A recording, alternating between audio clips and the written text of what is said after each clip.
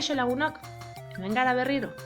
Oraingo honetan, gaztaun bat, bere sagutxoekin. Ea, behar ditugun gauzak. Arrautza kaxa bat, nik hori aukeratu dut.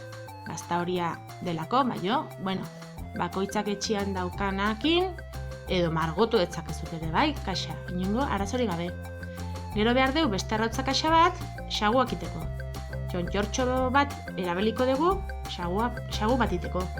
Orduan, nahi dituzuen kopuruaren arabera beharko dituzuen beste tontor. Ados? Eta gero, batakizuten lan egiteko materialak, grisa eta rosa belarriak egiteko kartulina puska bat, ez duzu ondia behar. Ados? Beltza biboteak egiteko, eta gero arrautza kaxan tiratxo luze bat saguaren buztan egiteko. Bai? Ea. Arrautza kaxan zuloak egiteko nik erabili ditut txamponak. Neurri desberdinetako txamponak, atzekaletikan jarri ditut, marraztu egin ditut, eta gero goraizekin kontuz moztu. Txulotxoake, hori aukeran egin dezakezute, gutxigo, gehiago, handigo, txikigo, ados? Eta sagutxoak nikin ditut margotu, bai? Tenperakin, grisakin margotu ditut, bai? Eta gero belarritxoak egin dizkiot kartulinakin.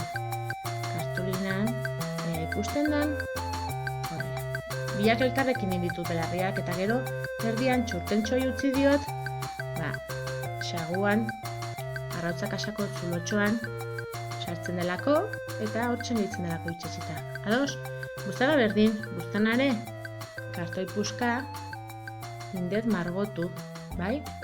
Eta gero, azpikaletikan, itxatxita jarri dut, sagutxoa. Begitxoa margotu dio rotula gaiokin, eta piboteak, indiot, ikusten dezue, tira luze bat, ertzetatio indet moztu, 3 bigote, bai? 3 hiletxo jarri iskina bakoitzean, eta erdian kola jarri eta pegatuta agitzen da, bai?